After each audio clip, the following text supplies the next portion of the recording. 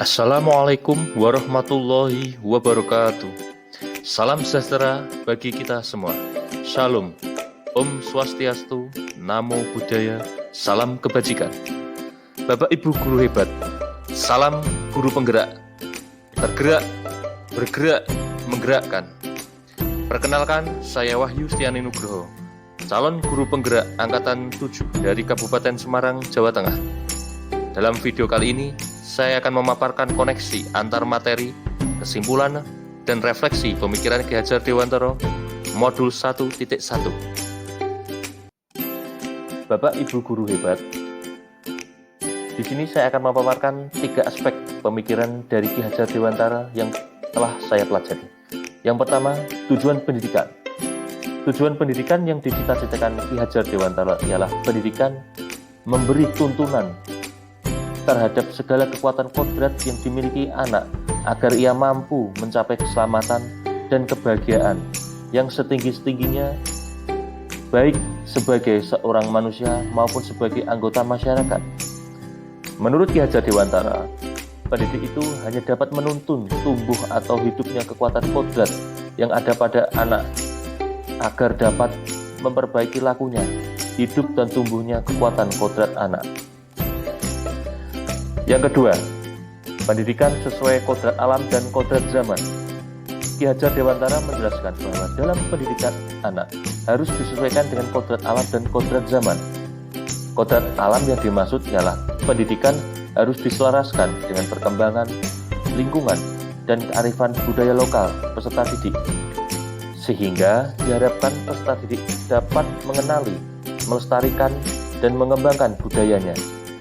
Sedangkan kodrat zaman ialah pendidikan harus dilihat dari perspektif global serta sesuai dengan perkembangan zaman, namun tidak menghilangkan kearifan budaya lokal.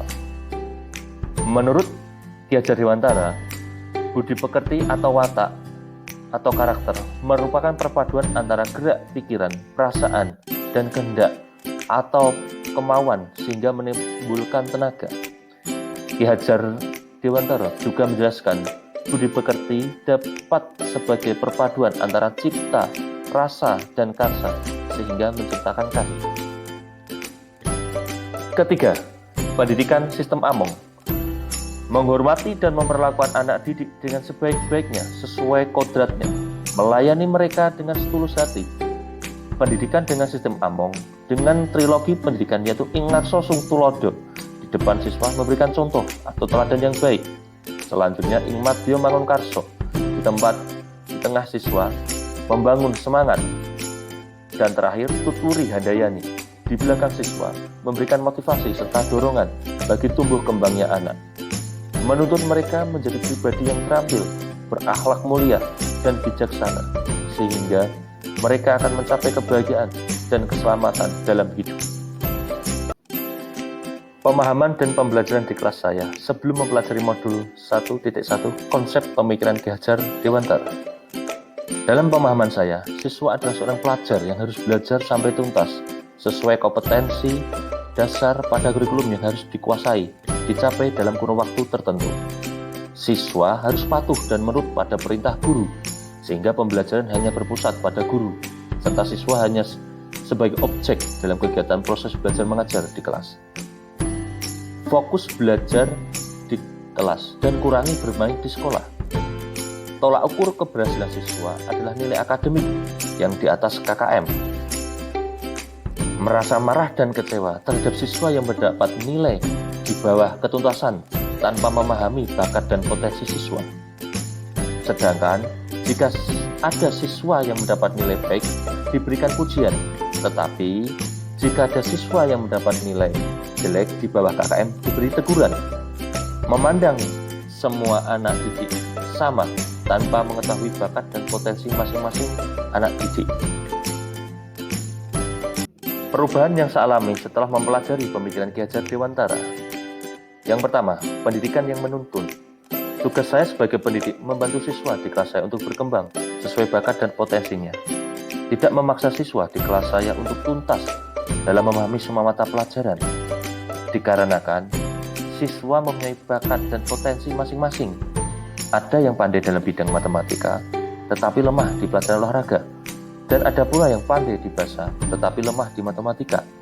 Karena setiap siswa unik dan mempunyai potensi masing-masing, sehingga saya menggunakan model pembelajaran yang menyenangkan dan dapat meningkatkan motivasi belajar siswa.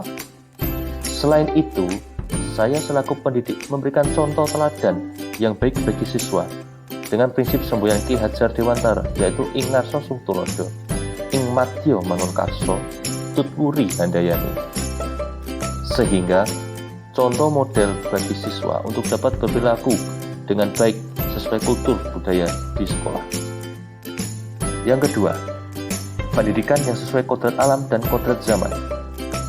Saya selaku pendidik mencoba belajar memahami anak sesuai kodratnya, yaitu anak umur 7-13 tahun di sekolah saya, di mana saya masih banyak aktivitas bermain untuk mengeksplorasi bakat dan budi pekertinya. Maka saya mengambil model dan metode pembelajaran yang menyenangkan, seperti diskusi kelompok dan tugas proyek yang memanfaatkan teknologi seperti HP Android serta aplikasi yang ada di dalamnya.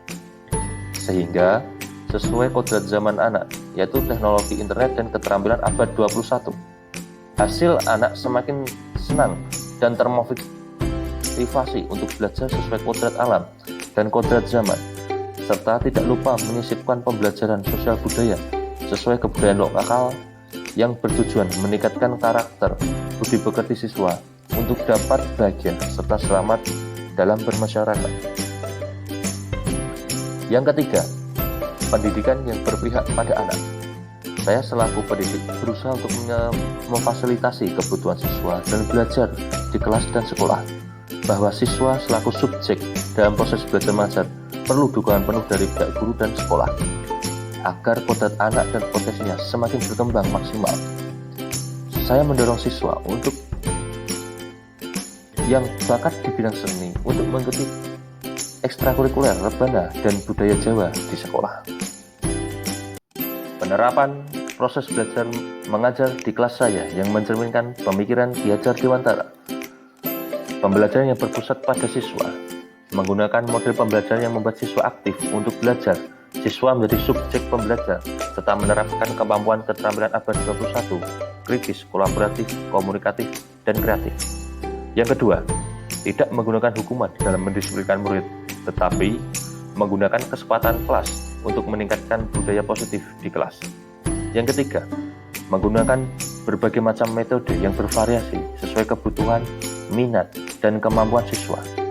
Siswa terakomodir gaya belajarnya di kelas seperti gaya belajar secara visual, audio, ataupun audio visual, bahkan gaya belajar secara kinestetik.